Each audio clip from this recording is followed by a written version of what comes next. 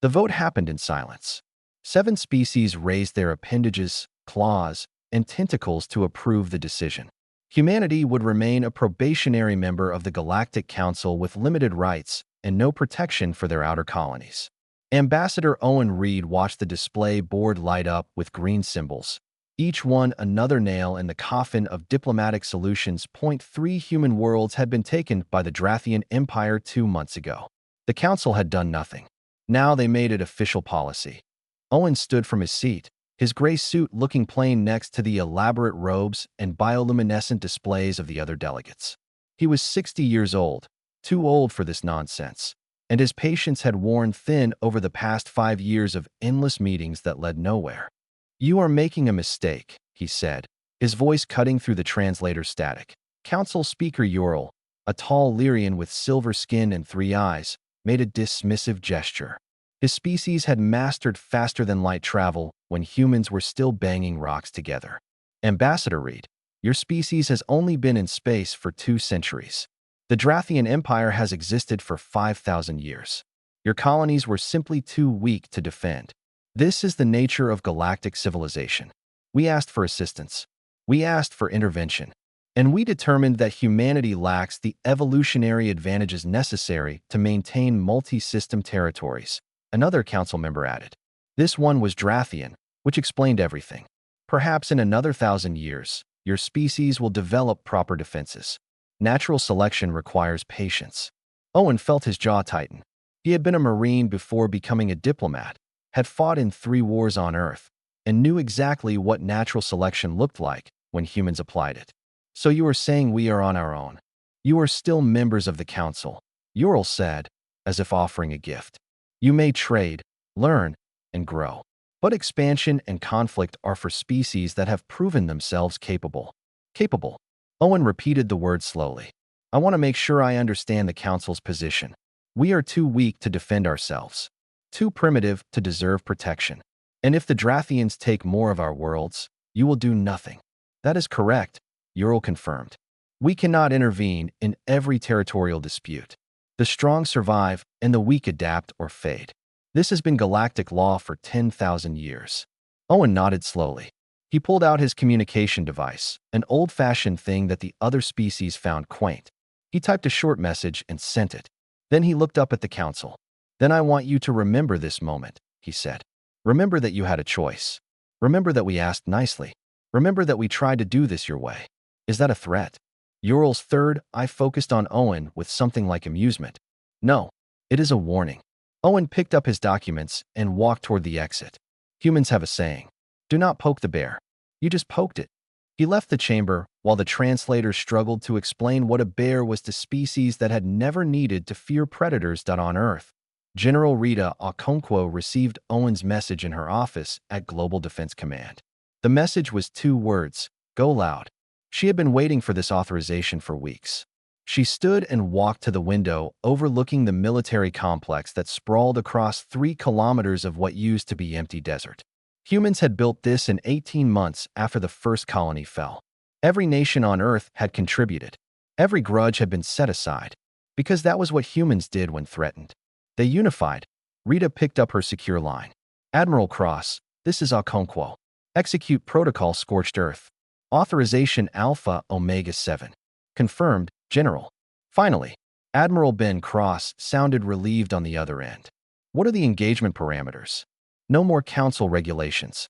No more rules of engagement designed by species that think war is a gentleman's sport.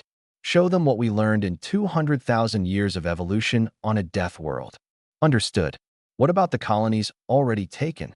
"Get them back. All of them." "And Cross?" Rita smiled, though there was no warmth in it. "Make it educational. The galaxy needs to learn what happens when you mistake patience for weakness." She ended the call and activated the planetary defense network. Across Earth, similar calls were being made.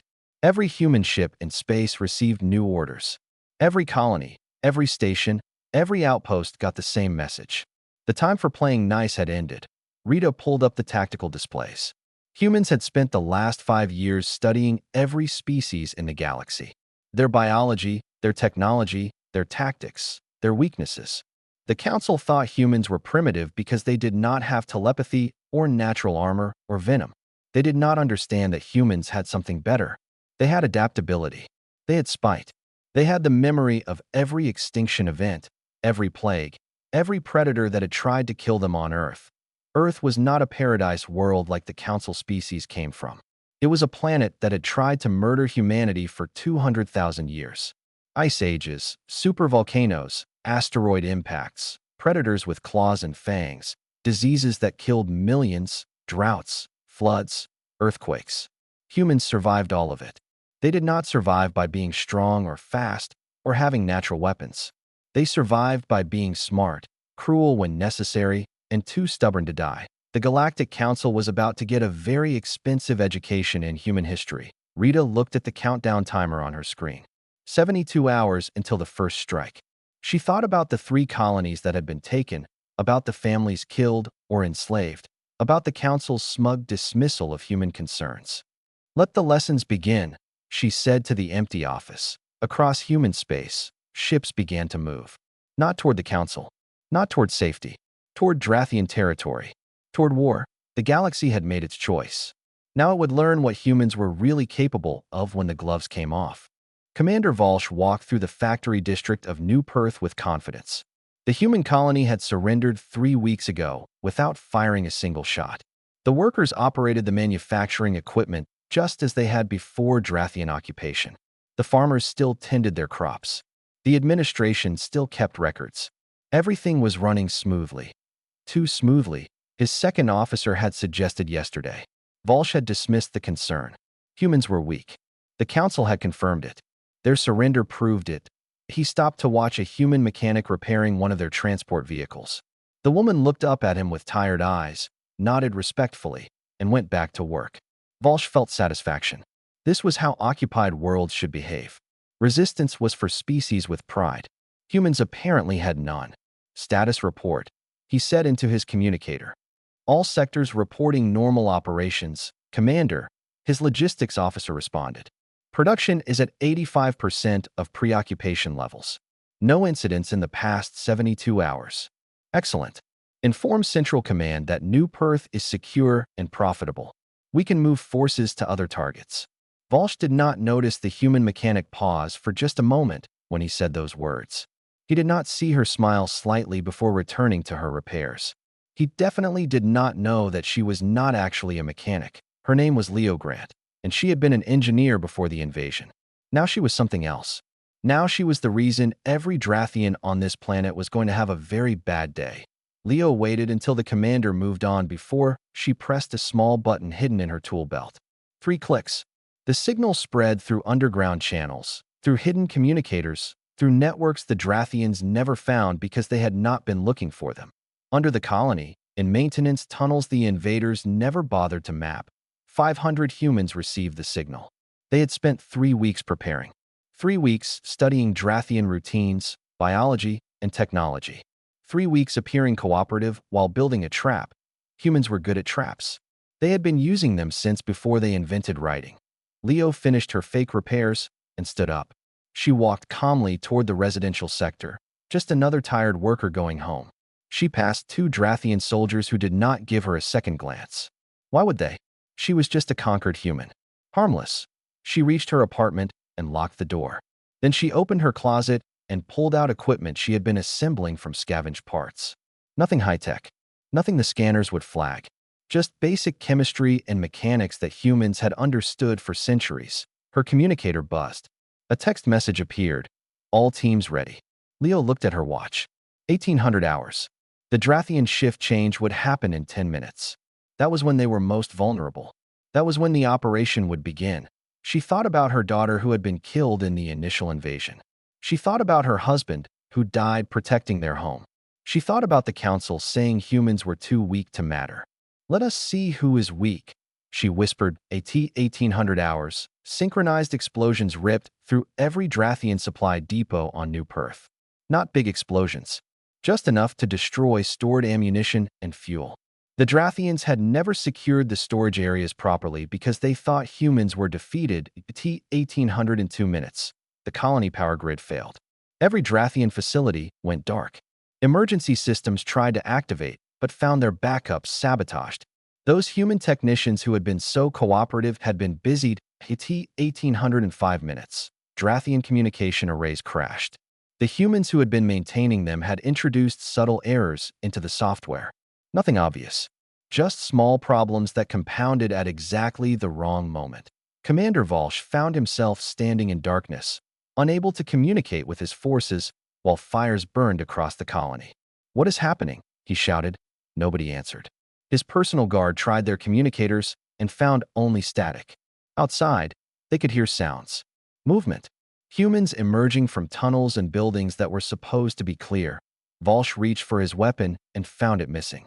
When had someone taken it? Who had gotten that close? The answer came when lights suddenly blazed on again. But these were human lights, portable and positioned to blind. Volsh shielded his eyes and saw shapes surrounding his position. Humans. Dozens of them.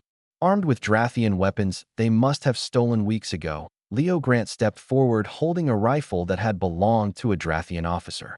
"Commander Volsh," she said in accented but clear Drathian. "We have a message for your empire." "You cannot win," Volsh said, trying to sound confident. "Reinforcements will come." "With what communications?" "Your arrays are slag." "Your ships in orbit?" "We had people working on those too." "Want to guess what they did to the engines?" Leo smiled. It was not a nice smile. "You thought we surrendered. We did not. We waited. We learned. We prepared." That is what humans do. Around the colony, similar scenes played out. Every Drathian strong point found itself isolated and surrounded. The weapons they had been so confident about did not work because humans had been sabotaging them during maintenance. The ships they thought would save them were drifting in orbit with dead engines. The garrison of 5,000 Drathian soldiers found themselves disarmed and contained by a human population they had dismissed as harmless. No human military ships had been needed. No grand battles. Just patience, planning, and the willingness to smile at your enemy while preparing his defeat. Leo looked at Volsh. "You will be released unharmed. You will go back to your empire. You will tell them exactly what happened here. You will tell them that humans do not fight fair. We fight to win. The council will hear of this," Volsh said weakly. "Good. Tell them too. Tell everyone." Leo leaned closer. "Tell them that Earth is not a paradise world. It is a death world. We evolved fighting everything that wanted to kill us. Predators, diseases, other humans, the planet itself. You are just another problem to solve. And we are very, very good at solving problems." The retaking of New Perth happened without a single human casualty. It made headlines across the galaxy. The council called it luck. General Okonkwo called it a test run. The real lessons were just beginning. The radiation warning screamed across every Drathian ship display. Admiral Torval stared at the readings and felt his breathing sacs tighten with concern. The human fleet had just led them into a nebula with particle radiation levels that would kill most species within hours. "They are committing suicide," his tactical officer said. "No shields can handle this environment for long." Torval agreed. The humans had been retreating for 3 days, leading the Drathian pursuit fleet deeper into hostile space. Now they had made their final mistake. "Maintain pursuit. We will finish this quickly and withdraw before radiation exposure becomes dangerous." The human ships ahead seemed to slow down, as if their systems were failing. Torval smiled. Victory would be his. He would be the one to crush the human resistance and restore Drathian pride after the embarrassment at New Perth. Then the human ships stopped retreating.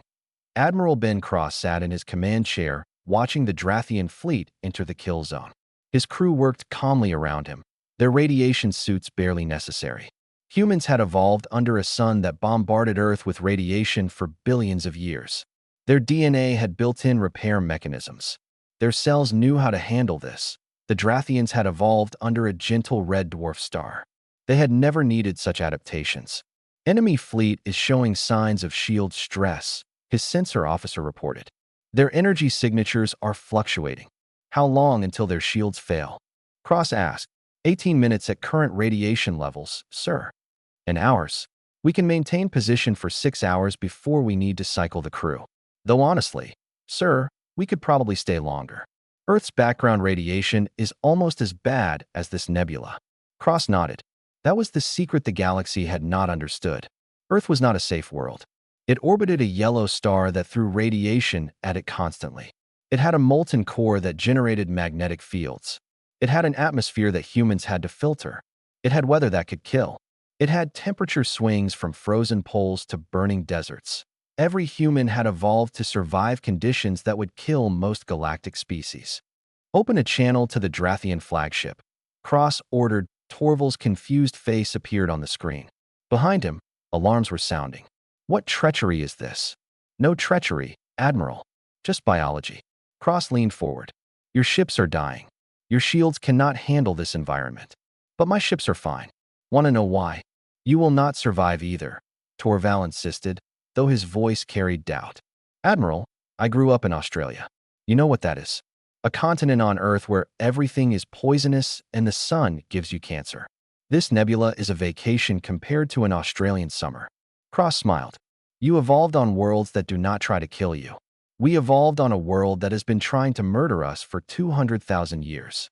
This is not hostile space for us. This is normal. The Drathian shields began to flicker. Cross could see panic spreading on the enemy bridge. You have two choices, he continued. Surrender now, or die in 17 minutes when your shields collapse. We will wait. Torval looked at his displays. His officers were shouting about radiation exposure. His shields were at 30% and dropping. The human ships sat there calmly, as if floating in safe space. How? Torval asked weakly. Earth made us tough. You want to know the real difference between humans and you? You come from paradise worlds. Perfect temperature, perfect atmosphere, no predators, no diseases, no radiation, no challenge. Cross stood up. We come from a death world. Every day our planet tried to kill us. Every generation that survived became harder. We did not evolve to be the strongest or the fastest. We evolved to survive anything. And that makes us the most dangerous species you will ever meet. Torval's shields dropped to 15%. He looked at his crew, saw the fear in their faces, and made the decision. We surrender. Smart choice. Drop your shields and prepare to be boarded. Any resistance will be met with immediate execution.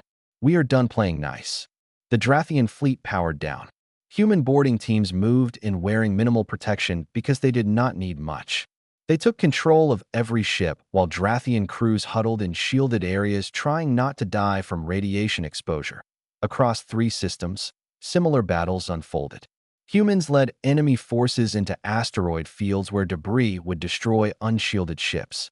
Human pilots navigated through them easily because they had trained in similar conditions near Earth. Drathian forces followed and died. Human ground troops fought on worlds with atmospheres that were toxic to Drathians, but merely unpleasant to humans. They wore light-breathing masks, while enemy soldiers needed full environmental suits that slowed them down in high-gravity zones near gas giants. Human soldiers operated normally, while alien forces struggled with equipment not designed for such stress. Earth's gravity was higher than most inhabited worlds. Humans were already adapted. The Galactic Council watched the battles with growing horror.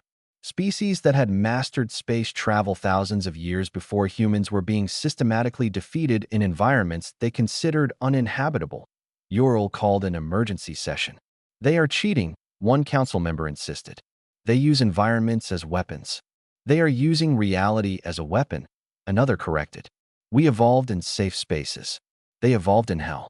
We never had to develop their survival traits because we never needed them. A military observer presented data. Human baseline tolerance for radiation, temperature variance, gravity stress, and atmospheric toxicity exceeds every known species by factors of 2 to 10. They can operate in conditions we classify as extreme hazard zones, and they consider these conditions normal. How do we miss this? Ural asked. We assumed that because they lacked our technology, they were inferior. We did not test their biological capabilities. We did not understand that their home world is classified as a Class 9 death world. Only 3 known worlds in the galaxy are more hostile to life, and humans evolved on it without genetic engineering or technological assistance. The council chamber fell silent. They had judged humanity by their own standards and found them wanting. They had not realized that humans operated by different rules entirely. That on the battlefield, Admiral Cross received reports of total victory. 12 Drathian fleets had surrendered or been destroyed. Human casualties were minimal. The invasion was over. He sent a message to General Okonkwo. Phase 2 complete. The galaxy is learning. Okonkwo smiled and prepared Phase 3. The physical lessons were done. Now came the psychological warfare. And that was where humans truly excelled. Every screen across Drathian space displayed the same image simultaneously. Not a weapon, not a threat, just footage. Old footage from Earth's history that a Drathian family sat down for their evening meal when their entertainment system activated on its own. They watched in confusion as images of Earth appeared. A planet covered in blue water and green land. Beautiful. Then the footage changed.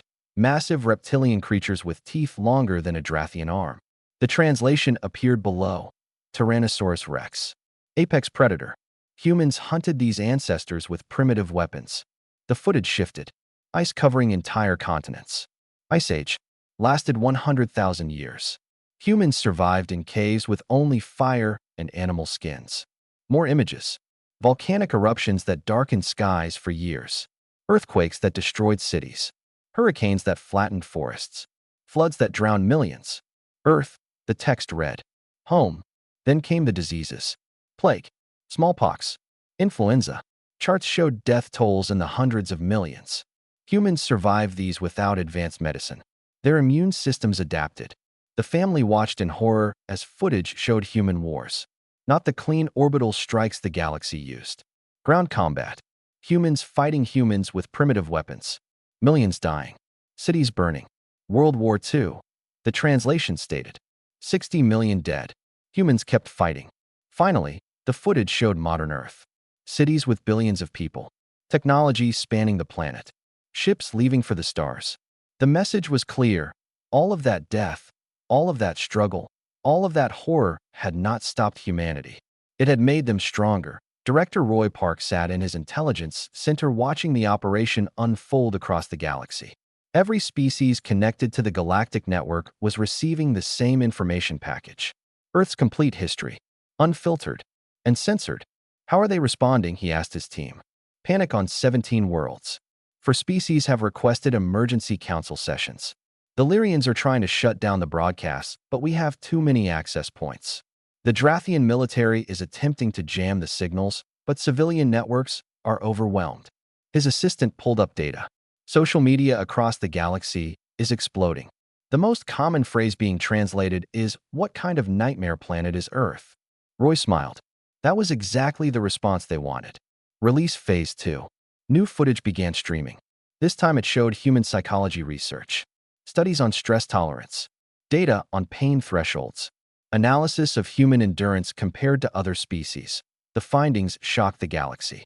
Humans could function for days without sleep due to adrenaline. They could survive injuries that would kill other species through sheer will. They could endure psychological trauma that would break most minds and still keep fighting. One study particularly disturbed galactic viewers. It showed human soldiers carrying wounded comrades through enemy fire, refusing to leave anyone behind even when retreat was logical. The commentary explained, humans value group survival over individual safety. They will sacrifice themselves for strangers if those strangers are part of their pack. This pack bonding instinct extends to other species. Once humans consider you part of their pack, they will die for you. But the footage also showed the opposite. Humans who felt betrayed or threatened did not simply fight. They fought with a viciousness that terrified researchers. The concept of spite was explained. The willingness to harm oneself to harm an enemy. Worst, a captured Drathian general appeared in the footage. He had been asked a simple question. Would you continue fighting if you knew you would die? No, he had answered. Death ends all purpose. Then a human soldier was asked the same question. She had smiled. If I am dying anyway, I am taking as many enemies with me as possible. Make my death matter. The galaxy struggled to understand a species that saw spite as a survival strategy. More footage appeared, this time showing Earth's predators. Lions hunting in packs. Wolves working together to bring down prey 10 times their size. Bears defending cubs with suicidal aggression. Humans had evolved alongside these creatures and learned from them. Then came the most disturbing part. Footage of humans taming those predators. Dogs that were once wolves now loyal companions. Horses that were once wild now carrying humans into battle. Even great cats and bears trained to work with humans. The message was clear. Humans did not just survive predators.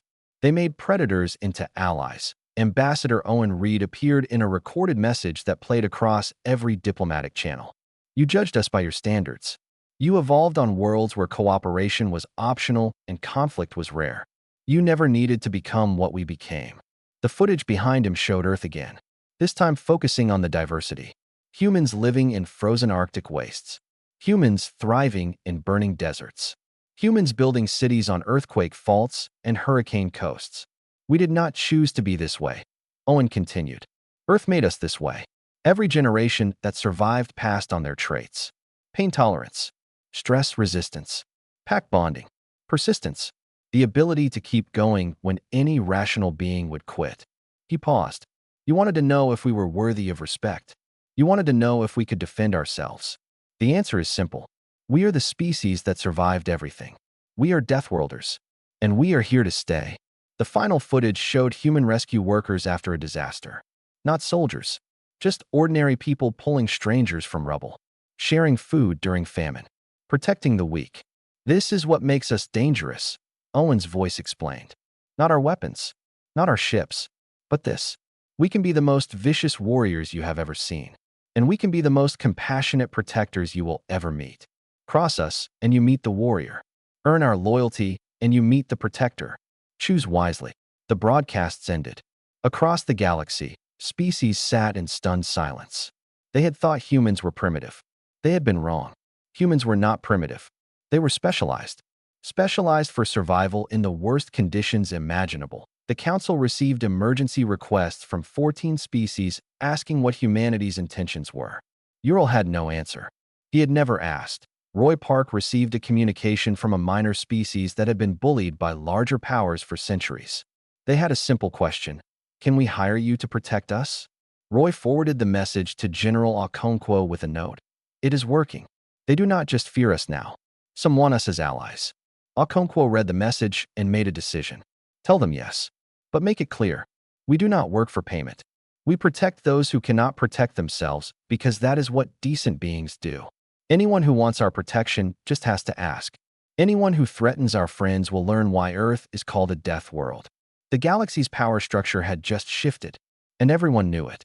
Explosions lit up the night sky over Kelver, 7 as human boarding pods punched through orbital defenses. The industrial world had supplied the Drathian war machine for 3,000 years. In 6 hours, it would belong to humanity. Sergeant Ada Mills felt her pod slam into the factory complex with bone-jarring force. The door blew open, and she rolled out with her squad behind her.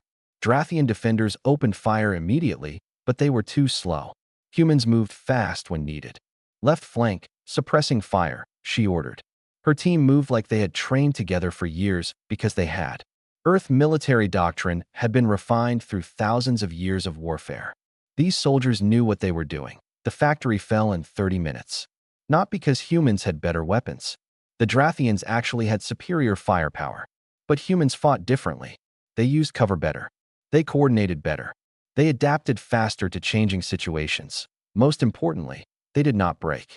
A Drathian squad that lost half its members would retreat to regroup. A human squad that lost half its members would get angry and fight harder. Ada moved through the complex, clearing rooms, while her combat medic followed behind treating wounded. Both human and Drathian wounded. That had been General Okonkwo's order. Treat everyone. Show them that humans could be warriors and healers simultaneously. She found a group of Drathian civilians huddled in a storage room. Workers, not soldiers. They stared at her with fear in their eyes. Ada lowered her weapon. You are safe, she said through her translator. We are not here to hurt civilians. Stay here until the fighting ends. One of them, an older male, spoke hesitantly. But we are the enemy. No, Ada corrected. Your military is the enemy. You are just people trying to survive. We understand that. She pulled out ration packs and water. Here, we will send medical teams once the area is secure. She left them there, confused but alive. That confusion was part of the plan. The galaxy thought humans were monsters. Time to show them otherwise. Across the planet, similar scenes played out. Human forces took strategic targets with brutal efficiency, but treated civilians with unexpected compassion. Wounded Drathian soldiers found themselves being treated by human medics who worked just as hard to save them, as they did their own troops. It terrified the Drathians more than violence would have. An enemy who killed you is understandable. An enemy who fought viciously, then healed your wounds was confusing. It broke down the mental categories that made war simple. Admiral Cross watched the operation from orbit. Kelver, 7 was the 17th Drathian world to fall. The Empire was collapsing not through destruction, but through surgical strikes that removed their ability to fight while leaving their civilian infrastructure intact. Report from ground forces, his communication officer announced. All primary objectives secured. Human casualties at 3%. Enemy military casualties at 40%. Civilian casualties less than 1%. Cross nodded. Those numbers were important. The galaxy needed to see that humans could wage war without massacring innocents. That they could be controlled and precise. That they chose to be merciful even when they had the power to destroy. But they also needed to see that human mercy was a choice, not a weakness. Send a message to the Drathian High Command, Cross ordered. Tell them we now control 17 of their worlds. Tell them we could destroy those worlds, but will not. Tell them we want peace. But if they continue this war, we will take 17 more. And 17 after that. Until their empire is memory and those worlds are under human protection. The message was sent. The response came 2 hours later. The Drathian Empire requested a ceasefire. General Okonkwo received the request in her command center on Earth. She read it carefully. Then she declined. Ambassador Owen was in the room. Rita, they want to stop fighting. They want to stop losing, she corrected. They took 3 of our worlds. We have taken 17 of theirs. The exchange rate is not yet acceptable. The Council is pressuring us to accept. The Council pressured them to stop attacking us. They ignored that pressure. Now they can learn what happens when humans stop being patient. Rita pulled up strategic maps. We will take 3 more industrial worlds. Then we will accept ceasefire. But those 6 worlds will be returned to us plus the original 3. Total of 9 worlds transferred to human control. That is the price of their lesson. Owen studied her face. You are enjoying this. No, I hate this. Rita looked tired suddenly. Every human death weighs on me. Every enemy soldier we kill makes me question who we are becoming. But I cannot show weakness now.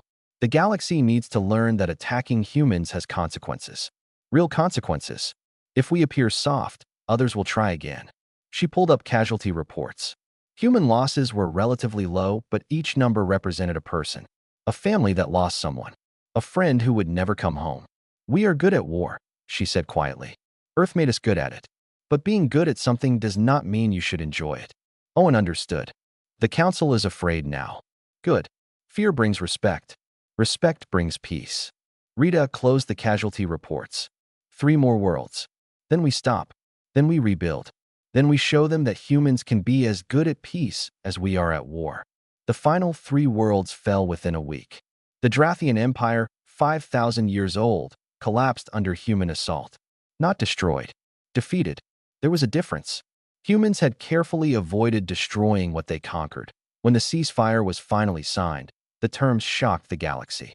Humans took 9 worlds as reparations. But they also offered immediate humanitarian aid to Drathian civilians.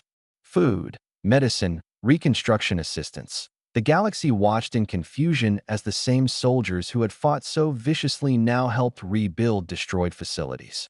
The same species that had torn apart an empire now worked to ensure refugees had shelter and food. Ural called Owen to his office privately. I do not understand you, he admitted. You wage war like demons then act like angels. Which is the real humanity?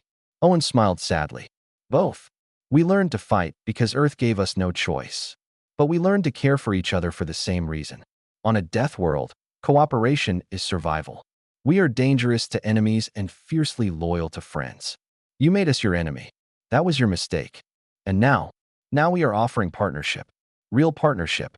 Not the hierarchy you had before. Take it or not. Your choice. But understand this. If anyone attacks those weaker species we promised to protect, they will meet the warrior again. Ural understood. Humanity had just rewritten galactic politics. Not through diplomacy. Through force followed by mercy. The combination was more powerful than either alone. The war was over. The lessons had been taught. Now came the harder part, building something better. Reconstruction crews worked around the clock rebuilding the council chambers. The old building had been damaged during what human military reports called a targeting error during exercises. Everyone knew it had been deliberate. Everyone also knew better than to mention it. The new chambers had been redesigned. The human delegation area was now equal in size to the Lyrian and Drathian sections. Nobody had voted on this change. Nobody had objected either. Owen Reed walked through the new chambers examining the changes.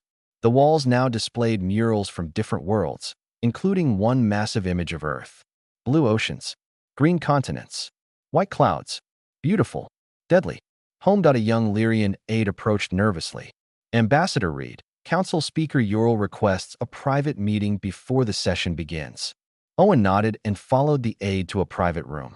Ural waited there, his silver skin looking dimmer than usual. The past 6 months had aged him. Thank you for coming, Ural said formally. I wanted to speak before the public session. About my mistake. Ural gestured for Owen to sit. I dismissed your warnings. I assumed humanity was weak because you lacked our technological advantages. I applied standards that made sense for Paradise World species to a Deathworld species. I was wrong. Owen sat, but said nothing. Ural deserved to finish. The Council has reviewed all data about Earth and human history. We understand now what we did. We judged you by how much technology you had, not by what you had survived. We saw your short lifespans and thought you were fragile. We did not realize that short lifespans just meant you evolved faster and fought harder because you had less time to waste. Is this an apology? Owen asked. It is an acknowledgement and a request. Ural pulled up a holographic display showing galactic political structures. The old hierarchy was gone. In its place was something new. 3 smaller species have requested human protection. 2 others want to join your territories voluntarily. The Drathian Empire has proposed a mutual defense alliance. The galaxy is reorganizing around you. That was not our goal. Perhaps not, but it is the result. Ural highlighted trouble spots. There are factions who see the old order collapsing and want to seize power. Pirates, warlords, opportunists.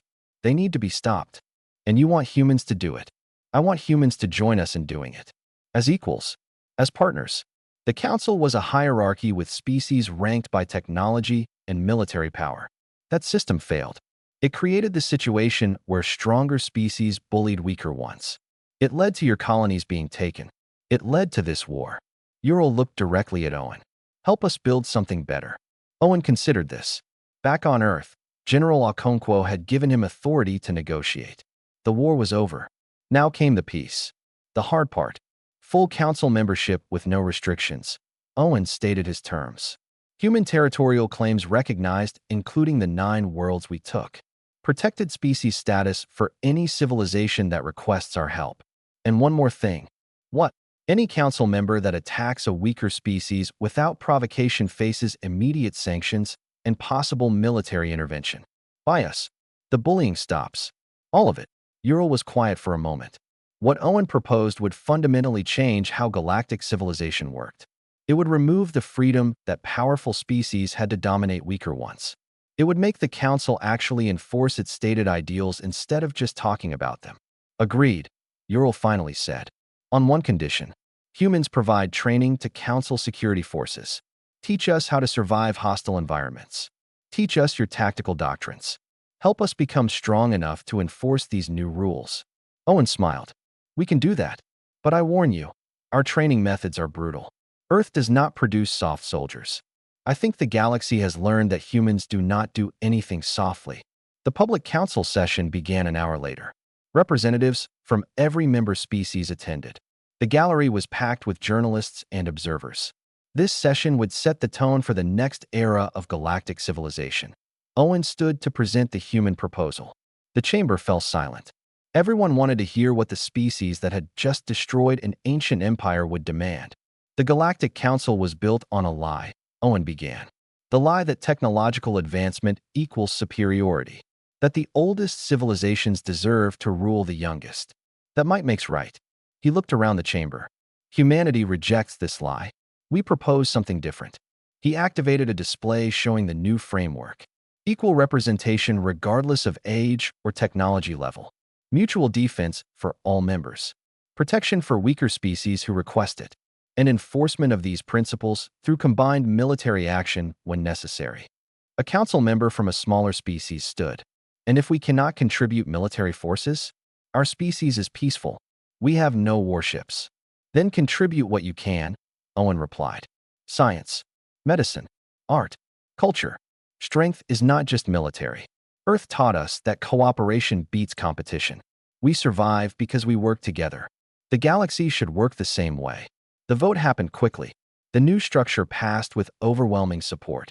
Only 2 species voted against it, both powerful empires that benefited from the old hierarchy. Their objections were noted and ignored. Humanity took its place as a full council member with expanded authority over security matters. Admiral Cross was appointed to head the new combined defense force. General Okonkwo accepted a position as strategic advisor. Leo Grant, the engineer who had led the resistance on New Perth, was granted a council commendation for her tactical brilliance. She used her new fame to open a training academy teaching resistance tactics to species that might face occupation. 3 months later, the first test came. A warlord attacked a small mining colony belonging to a species that barely had space flight. The colony sent a distress signal to the council. Human ships arrived within 6 hours. The combined defense force arrived 12 hours later. The warlord's fleet found itself facing coordinated forces led by human commanders using human tactics. The battle lasted 30 minutes. The warlord surrendered. News of the rapid response spread across the galaxy. The message was clear. The old rules were dead. Attacking the weak would bring consequences. Fast consequences. Owen received a message from the rescued colony. It was simple. Thank you for showing us that strength can protect instead of oppress. He read it to General Okonkwo during their weekly conference call. Is this what you wanted? She asked. To be the galaxy's police force? No, but it is what is needed. Owen looked out at the stars. Earth made us survivors. War made us warriors. Now we choose what to do with those abilities. We can be conquerors or protectors. I prefer protector, even if it means endless work. Even then, because that is what decent beings do. Owen smiled. Besides, maybe we can teach the galaxy what we learned. That deathworld toughness does not have to mean cruelty. That the strong have a duty to protect the weak. That survival is not just about you, but about everyone. Okonkwo laughed. You are getting philosophical in your old age. Someone has to. We struck back and won. Now we build something worth keeping. The galaxy had learned its lesson. Humanity was not weak, not primitive, not inferior. They were deathworlders who had survived everything their planet threw at them and emerged stronger for it. And now they were using that strength to ensure others did not have to suffer as they had. The council chambers displayed a new motto across every wall in every known language. From many worlds, one community. From strength, protection. From survival, compassion. Humanity had struck back. But they had done more than win a war. They had changed what victory meant.